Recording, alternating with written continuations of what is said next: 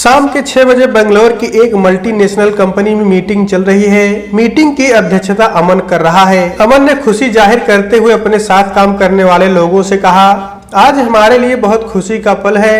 जो प्रोजेक्ट हमारी कंपनी को आज से 6 महीने पहले दिया गया था, उसको हमने सफलतापूर्वक खत्म करके अपने कस्टमर को दे दिया है और हमारा कस्टमर हमारे काम से बहुत ही खुश है। उसने हमें भविष्य में और सॉफ्टवेयर डेवलपमेंट के प्रोजेक्ट देने का वादा किया है। मैं इस मौके पर आप सबका एक बार फिर से धन्यवाद करता हूं। पिछले 6 महीनों में आपने जी जान से मेहनत की है। इस प्रोजेक्ट को पूरा करने में आपने दिन रात की परवाह नहीं की है। मैं आप सब लोगों की सिफारिश इस कंपनी के CEO से करूंगा और उम्मीद करता हूं कि आप लोगों को इसका परिणाम आने वाले दिनों में दिखेगा। तभी शुभांगी ने बीच में बोला, सर, इस प्रोजेक्ट को पूरा करने के लिए पिछले 6 महीनों में आपने हम सबसे ज्यादा मेहनत की है। शुभांगी, तुम तो जानती ही हो कि इस प्रोजेक्ट का टीम लीडर होने के नाते मुझे भी अपने आप को साबित करके दिखाना था और यदि मैं तुम लोगों से ज्यादा मेहनत नहीं करता तो मैं टीम लीडर कहलाने के लायक नहीं हूँ। अच्छा, अब आप सब लोग अपने अपने घर जाइए। अमन अपना बैग उठाता है और ऑफिस से बाहर निकल जाता है। उसके पीछे पीछे शुभांगी और उसके साथ काम करने वाला उसका दोस्त अनिकेत भी बाहर निकल जाते हैं। बाहर निकलकर शुभांगी अनिकेत से कहती है, अनिकेत, आज फ्राइडे है, चलो किसी बार में चलते हैं। एक तो प्रोजेक्ट खत्म होने की खुशी है, दूसरा वीकेंड भी है। इसी बहाने दोनों का जश्न हो जाएगा। अनिकेत कहता है, लगता है तुम्हें प्रोजेक्ट खत्म होने की बहुत ज्यादा खुशी है। तुमको तो पता ही है कि इंजीनियरिंग कॉलेज से निकलने के बाद यह मेरा पहला प्रोजेक्ट था। तुम तो पहले भी और प्रोजेक्ट में काम कर चुके हो, इसलिए मैं कुछ ज्यादा खुश हूँ। कुछ भी कहो अनिकेत, तुम्हारे और अमन सर के साथ काम करके मजा आ गया। हाँ, यह बात तो है शुभांगी, अमन सर की बात ही अलग है, पर आज बार का बिल तुम चुकता करोगी जरूर। ऐसा कहते हैं शुभांगी कि मैं शाम को 8 बजे तुमको तुम्हारे घर से पिक करूंगा, फिर वहीं से बार में चलेंगे। ठीक है। उसके बाद शुभांगी और अनिकेत अपने अपने घर चले जाते हैं। रात को करीब 8 बजे अनिकेत शुभांगी को लेकर बार में चला जाता है और दोनों बार में बैठकर शाम का आनंद लेने लगते हैं। बीच में ड्रिंक पीते हुए शुभांगी अनिकेत से पूछती है, अनिकेत, अमन सर का चक्कर क्या है? मैं तुम्हारी बात समझा नहीं। मेरा मतलब अमन सर शादीशुदा है क्या? मुझे पता है वह तलाकशुदा है। अच्छा, शुभांगी कहती है, अनिकेत देखो, अमन सर देखने में कितने स्मार्ट हैं, कितने इंटेलिजेंट हैं, काफी शांत स्वभाव के हैं। बड़े आश्चर्य की बात है, ऐसे आदमी का भी तलाक हो सकता है। आखिर किसी लड़की को इससे ज्यादा क्या चाहिए? देखो शुभांगी, माना अमन सर में सब कुछ है, पर ऐसा तो नहीं है ना कि अमन सर इस दुनिया में सबसे ज्यादा टैलेंटेड हैं। इनसे भी बहुत अच्छे लोग इस दुनिया में हैं। हो सकता हो उनकी पत्नी उनसे भी ज्यादा टैलेंटेड रही हो। अमन सर उनके उम्मीद पर खरे ना उतरते रहे हों। अपना ड्रिंक खत्म करते हुए शुभांगी बोली, शायद तुम सही बात कर रहे हो। किसी भी लड़की का हम सफर कम से कम इतना तो टैलेंटेड तो होना ही चाहिए जितनी वो खुद है। ये मैं भी महसूस करती हूँ। अरे तुम भी छोड़ो अमन सर को, उनकी बात तुम कहाँ छेड़ दी। ड्रिंक एंजॉय करो। नहीं, यह बात नहीं है। सब कुछ होने के बावजूद भी उनके जीवन में खालीपन सा है, ये मुझे कभी कभी दिखाई देता है। खैर छोड़ो, हर आदमी की अपनी कहानी होती है। और अनिकेत, शादी का इरादा नहीं है तुम्हारा? अब घर वाले तो बहुत दबाव डाल रहे हैं। मैंने तो कह दिया है कि मैं उसी लड़की से शादी करूंगा जिसको मैं पहले से ही जानता रहूंगा। लगता है तुम्हारी जिंदगी में कोई लड़की है? नहीं, ऐसा तो नहीं है। हाँ, एक लड़की है जिसे मैं चाहता हूँ, पर मुझे नहीं पता है कि वो मुझे चाहती है कि नहीं। शुभांगी ने हंसकर कहा, कहीं ओ मैं तो नहीं हूं, और अगर मैं कहूं वो तुम ही हो तो मैं यही कहूंगी कि अब तुम्हें नशा होने लगा है। अनिकेत बोला, तुम्हें क्या लगता है ये बात मैं बिना नशे के कह पाता? कुछ भी कहो, आज तुम्हारे साथ पीने में बहुत ही अच्छा लग रहा है। चलो इसी बात पर एक एक ड्रिंक और ले लेते हैं। शुभांगी ने नशे की हालत में कहा, क्या चाहते हो कि मैं बार में ही सो जाऊं? अरे बाबा, मैं घर कैसे जाऊंगी? तुम्हें चिंता किस बात की है? मैं तुम्हें अपनी बाइक पे छोड़ूंगा। एक नशे में धुत आदमी मुझे कैसे छोड़ेगा, जबकि मैं खुद नशे में हूँ। अनिकेत वेटर को बुला करके एक एक ड्रिंक के लिए और कहता है। अगला ड्रिंक आने तक दोनों में खामोशी छाई होती है। खामोशी को तोड़ते हुए अनिकेत शुभांगी से कहता है, शुभांगी अगर तुम्हें कोई ऐतराज ना हो तो मैं सिगरेट पी लूं। शुभांगी व्यंग से कहती है, मुझे लग रहा है तुम सिगरेट पीना पूछ करके मेरा मजाक उड़ा रहे हो। मुझे तो तुम्हारे साथ ड्रिंक करने में कोई झिझक नहीं महसूस हो रही है और तुम हो कि सिगरेट के लिए पूछ रहे हो। कहीं ऐसा तो नहीं कि तुम्हें लग रहा है कि ऐसा पूछने से मैं तुमसे प्रभावित हो जाऊंगी। अनिकेत हाथ जोड़कर कहता है, अच्छा बाबा माफ करो, गलती हो गई। तुम लड़कियों का तो कुछ समझ में नहीं आता है कि तुमको कौन सी बात अच्छी लग रही है और कौन सी खराब। अनिकेत सिगरेट का कस लगाते हुए शुभांगी से पूछता है, अच्छा शुभांगी कुछ अपने बारे में बताओ, मुझे कुछ खास पता नहीं है तुम्हारे बारे में। मैं बस इतना ही जानता हूँ कि तुम लखनऊ की रहने वाली हो। शुभांगी कहती है, मैं अपने माँ बाप की इकलौती संतान हूँ। मेरे पिताजी चार्टर्ड अकाउंटेंट हैं, माँ हाउसवाइफ है। मैं एक खुले विचार वाली लड़की हूँ। बाकी जैसे जैसे हम लोग करीब आएंगे तुम मेरे बारे में और जानते जाओगे। मैंने अपनी इंजीनियरिंग की पढ़ाई लखनऊ से ही की है।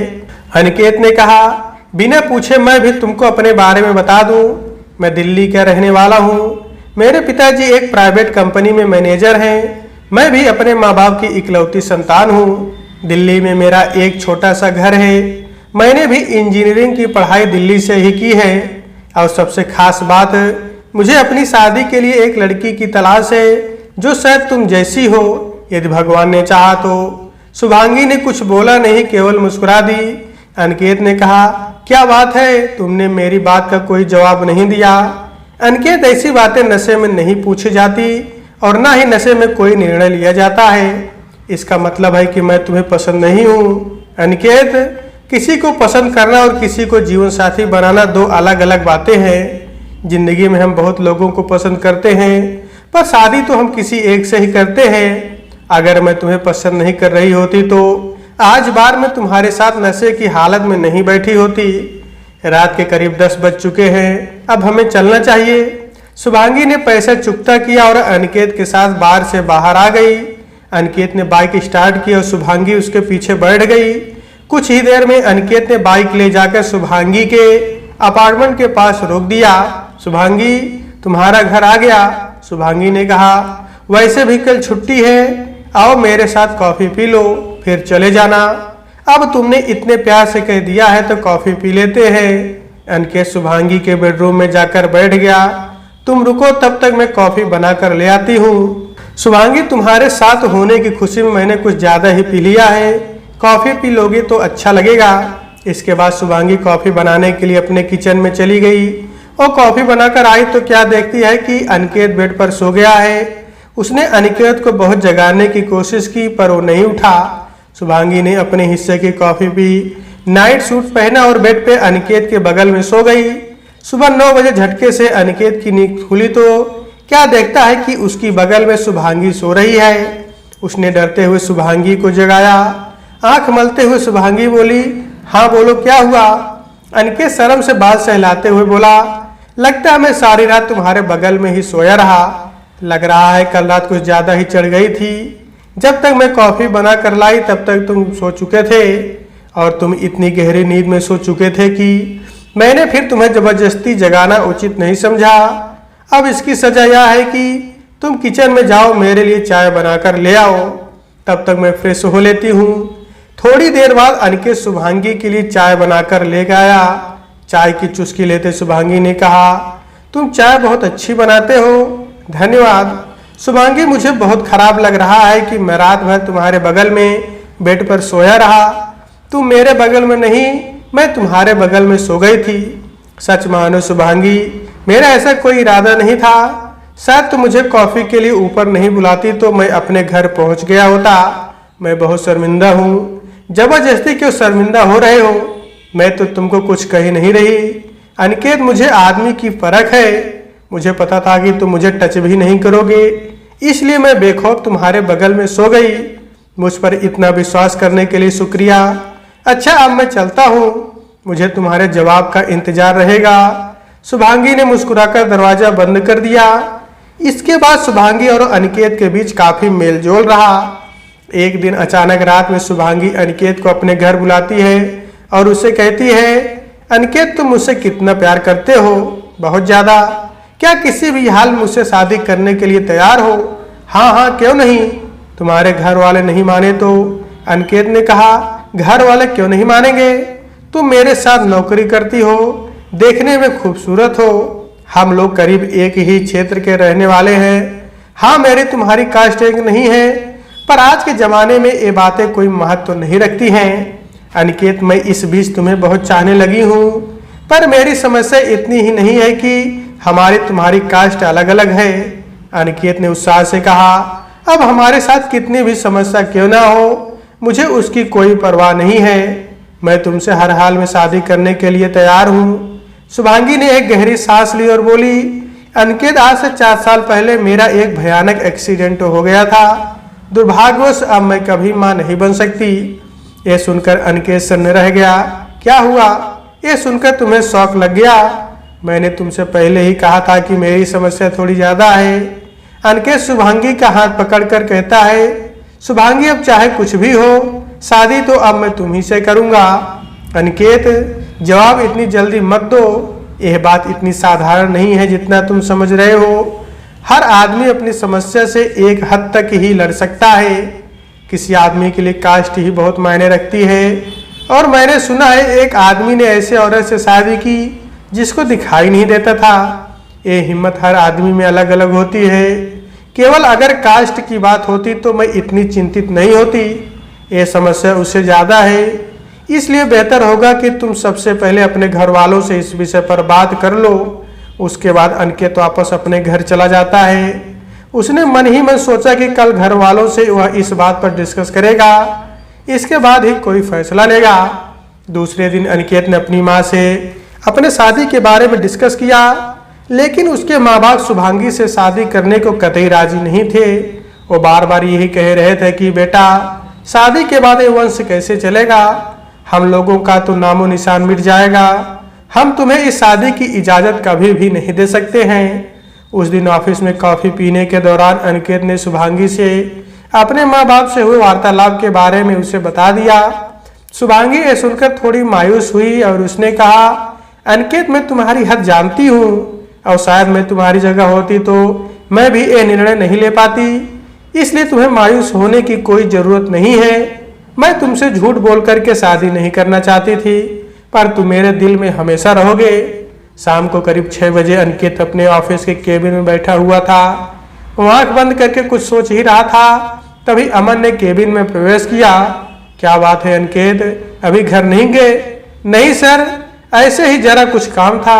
क्या बात है, आज बड़े परेशान लग रहे हो? मैं सुबह से ही देख रहा हूँ। नहीं सर, ऐसी कोई बात नहीं है। लगता है शुभांगी को लेकर के परेशान हो। कोई बात है जो तुम नहीं बताना चाह रहे हो? अरे भाई, मैं तुम्हारा सीनियर ही नहीं, तुम्हारा दोस्त भी हूँ। इसके बाद अनिकेत ने अमन को सारी बात खुलकर बता दी। अमन ने कहा, देखो अनिकेत, कुछ निर्णय तो आदमी को खुद लेने पड़ते हैं। मैंने तो शादी अपने घर वालों की मर्जी से की थी, फिर भी हमें आपस में नहीं पटी और इसके लिए मैं जिम्मेदार हूँ। नहीं सर, वो बात नहीं है। शुभांगी के साथ प्रॉब्लम इतनी सीरियस है कि पता नहीं क्यों मेरी हिम्मत जवाब दे रही है। हालांकि अब भी हमें एक दूसरे से बहुत प्यार करते हैं। अमन ने कहा, हर समस्या का समाधान होता है अगर तुम उसे हल करना चाहो तो। लेकिन सर, जीते जी मक्खी कोई नहीं निकल सकता। फिर तुम शुभांगी को सबसे ज्यादा प्यार नहीं करते। ये कहकर अमन केबिन से बाहर चला गया। अनिकेत ने बहुत सोचा, पर वो निर्णय पर नहीं पहुंच पाया कि उसे शुभांगी से शादी करनी चाहिए या नहीं। और थोड़े ही दिन बाद दिल्ली की एक लड़की से उसने शादी कर ली। एक दिन अचानक करीब रात 9 बजे शुभांगी के घर का दरवाजा किसी ने खटखटाया। शुभांगी ने दरवाजा खोला तो पाया कि सामने अमन खड़ा है।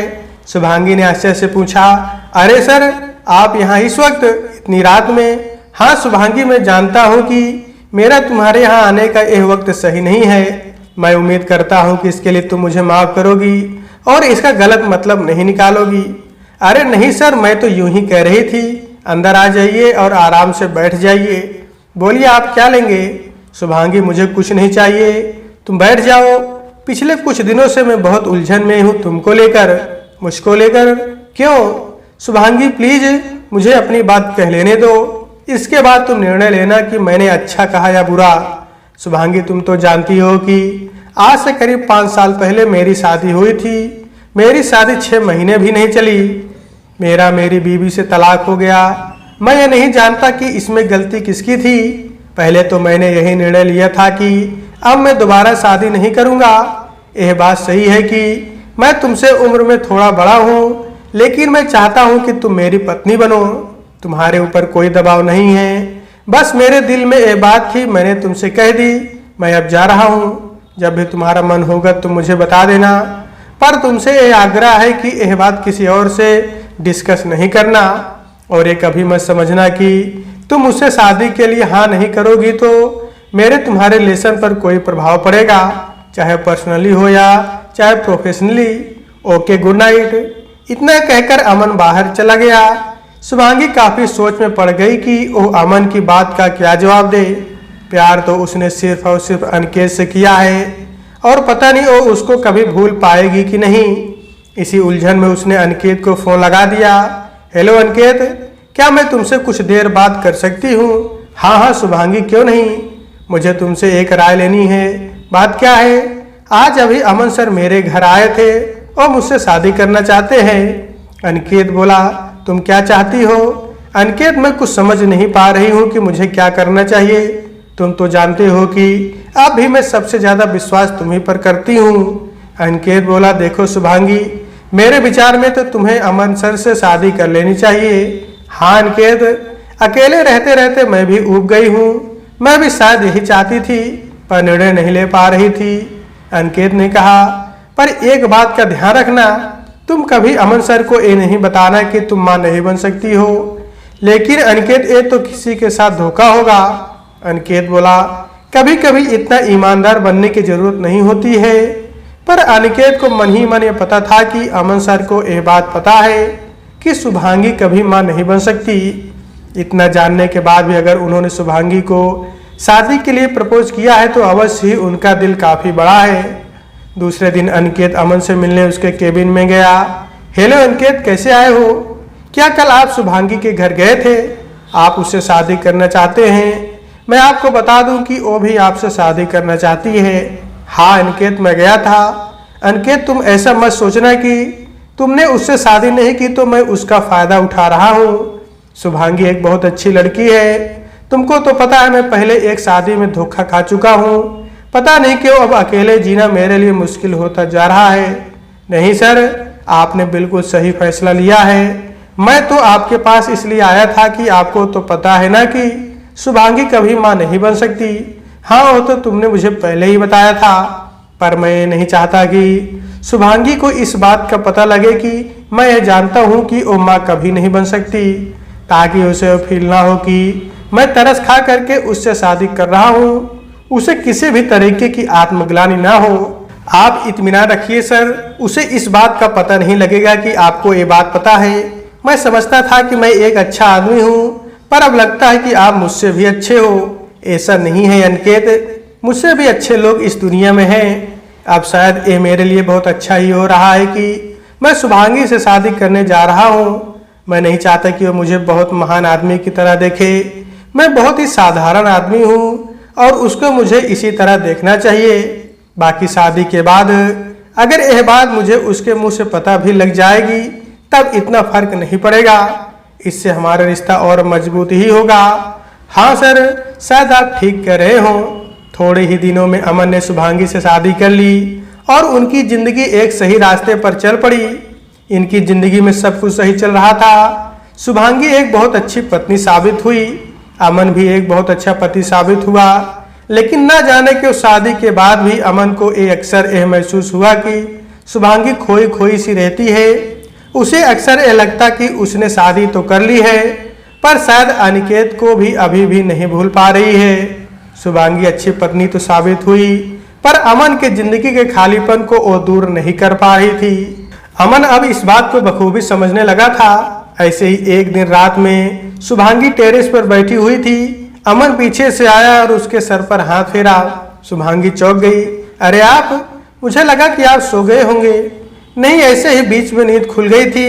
तुम बेड पर नहीं थी तो मुझे लगा कि तुम टेरिस पर अकेले बैठी होगी।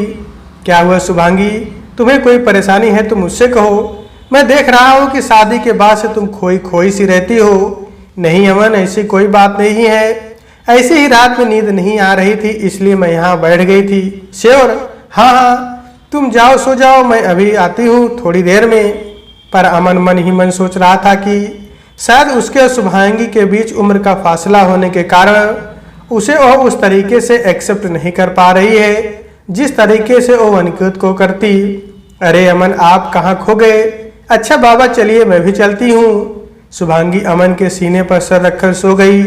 अमन ने भी आंखें मूंद ली। शुभांगी धीरे धीरे अपने हाथों की उंगलियों से अमन के सीने पर कुछ लिख रही थी। आंख बंद करके भी अमन को एहसास हो रहा था कि उसके सीने पर शुभांगी बार बार अनिकेत लिख रही है। उसने मजाक ही मजाक में कहा, शुभांगी लग रहा है कि तुम मेरा नाम लिखने की कोशिश कर रही हो। शुभांगी हड़बड़ा कर उससे दूर हट गई और दूसरी तरफ मुंह करके सो गई। अमन काफी देर तक लेटे लेटे छत की तरफ देख रहा था। इसी बीच उसे कब नींद आ गई उसे पता ही नहीं चला। तभी एक दिन अचानक करीब 11 बजे दिन में शुभांगी अमन के केबिन में दाखिल हुई। वो काफी परेशान दिखाई दे रही थी। अमन, तुम्हें पता चला कि अनिकेत का हाईवे पर एक्सीडेंट हो गया है, वो श्री साईं हॉस्पिटल में एडमिट है। ये सुनकर अमन भी घबरा गया। मुझे तो इस बारे में कोई सूचना नहीं है, चलो तुरंत हॉस्पिटल चलते हैं। हॉस्पिटल जाके उन्हें पता चलता है कि एक्सीडेंट में अनिकेत की पत्नी की मृत्यु हो गई है। अनिकेत और उसका 6 महीने का बच्चा सही सलामत है। ये सुनकर तो शुभांगी का रो रो कर बुरा हाल था। अमन ने उसे बहुत समझाया और वापस घर लेकर के आया। इस घटना ने अनिकेत की जिंदगी को हिला दिया था। उसके सामने अब सबसे बड़ी समस्या यह थी कि उसके 6 महीने के लड़के की देखभाल कौन करेगा। शुभांगी ने अमन से कहा, अमन यदि तुम मुझे इजाजत दो तो मैं कुछ दिन अनिकेत के लड़के की देखभाल कर लूं। शाम को 2-3 घंटे उसके साथ टाइम बिता करके वापस चली आऊंगी। अमन ने कहा, यह तो बहुत अच्छी बात है, इससे तुम्हारा खालीपन भी दूर हो जाएगा। ठीक है, तुम ऑफिस से सीधे अनिकेत के घर चले जाना और 2-3 घंटे उसके साथ रहने के बाद चले आना। वैसे भी अनिकेत इधर काफी अकेला हो गया है। धीरे धीरे शुभांगी काफी खुश रहने लगी। अमन को यह महसूस हुआ कि अनिकेत और उसके लड़के के संपर्क में आने के कारण शुभांगी में काफी परिवर्तन आ गया है। लेकिन इस परिवर्तन से अमन की लाइफ काफी बोरिंग हो गई है। अब शुभांगी ने उसकी तरफ लगभग ध्यान देना बंद कर दिया था। बहुत कुछ सोच विचार कर एक रात अमन ने शुभांगी से कहा, शुभांगी हम लोगों के शादी को काफी दिन हो गए हैं पर तुम मां नहीं बन पाई हो। ऐसा करते हैं कल किसी डॉक्टर के पास चलते हैं। यह सुनकर तो जैसे शुभांगी के पैर से जमीन ही खिसक गई। उसका चेहरा उदास पड़ गया। अमन ने कहा, अरे भाई क्या हो गया? मैंने तो ऐसे ही कहा है कि डॉक्टर से परामर्श ले लेते हैं क्योंकि मैं देख रहा हूँ कि अनिकेत के बच्चे के साथ में तुम बहुत खुश रहती हो।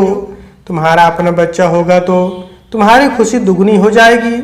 जबकि अमन को तो मन ही मन पता था कि शुभांगी कभी मां नहीं बन सकती। दूसरे दिन वे डॉक्टर के पास जाते हैं और डॉक्टर उनको बता देते हैं कि शायद किसी हादसे के कारण शुभांगी कभी मां नहीं बन सकती। अमन यह सुनकर गुस्सा होने का नाटक करने लगता है और वहीं डॉक्टर के सामने ही शुभांगी को भला बुरा कहने लगता है। अगर तुम्हें पहले से पता था कि तुम मां नहीं बन सकती तो तुमने मुझे पहले क्यों नहीं बताया? मैं किसी और लड़की से शादी करता, कम से कम मेरा वंश तो आगे बढ़ता। मुझे लड़कियों की कोई कमी नहीं है, मैं इतनी अच्छी पोस्ट पर हूँ। अपने माँ बाप को क्या मुंह दिखाऊंगा? उस दिन से लगातार वो रोज शराब के नशे में घर आता और शुभांगी से लगातार झगड़ा करता। ये सिलसिला करीब 1 महीने तक चलता रहा। शुभांगी भी इस झगड़े से काफी तंग आ गई थी। एक दिन अमन अनिकेत के केबिन में जाता है और अनिकेत से कहता है, अनिकेत मैंने सोचा था कि शुभांगी से शादी कर लेने पर मेरे जीवन का खालीपन दूर हो जाएगा, पर ऐसा नहीं है। एक तो हम दोनों के बीच उम्र का थोड़ा फासला भी है, फिर वो तुम्ही से प्यार करती है। जब से तुम्हारी पत्नी की मृत्यु हुई है उसने तुम्हारे बच्चे को अपने बच्चे की तरह पाला है। देखो अनिकेत, मैं तो पहले भी अकेला था और आज भी अकेला हूँ। मैं 1 महीने से शुभांगी से झगड़ा करने का नाटक कर रहा हूँ। मैं बड़ी साफ बात कर रहा हूँ। मैं चाहता हूँ कि शुभांगी से तुम शादी कर लो और मुझे नहीं लगता कि अब तुम्हें शादी करने में कोई ऐतराज होगा। मैं कल ही तलाक की अर्जी दे देता हूँ। अनिकेत ने कहा, सर समझ में नहीं आ रहा है कि ये बात सुन करके खुशी जाहिर करूं या दुख जाहिर करूं। लेकिन सर आप अपने बारे में भी तो सोचिए। नहीं अनिकेत, मैंने बहुत सोच समझ कर फैसला लिया है। कम से कम एक घर तो ढंग से बच जाए। अब मैं जबरदस्ती शुभांगी को अपने साथ रखूं, ये बात सही नहीं है। और फिर जिंदगी में सबको सब कुछ नहीं मिल जाता। इसके बाद अमन शुभांगी को तलाक दे देता है। तलाक देने के बाद अमन नौकरी छोड़कर वापस अपने घर दिल्ली चला जाता है। तलाक के थोड़े ही दिन बाद शुभांगी और अनिकेत की शादी हो जाती है। शादी की रात शुभांगी अनिकेत से कहती है, अनिकेत अंत में हमें ही आपस में मिलना था, लेकिन इस मिलन के बीच हम लोगों के साथ क्या क्या नहीं हुआ, खास करके तुम्हारे साथ। अनिकेत कहता है, लेकिन शुभांगी मैं खुश हूँ कि मेरे बच्चे को माँ के रूप में तुम मिल गई और मुझे पत्नी के रूप में पाकर खुश नहीं हूँ, ये भी कोई पूछने की बात है।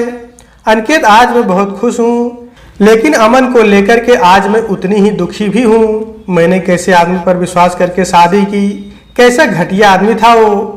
जब उसे पता लगा कि मैं माँ नहीं बन सकती तो उसने मुझे तलाक दे दिया। और चाहता तो हम बच्चा गोद भी ले सकते थे। अच्छा हुआ जो उसने मुझे तलाक दे दिया, वैसे भी मैं उसके साथ नहीं रह पाती।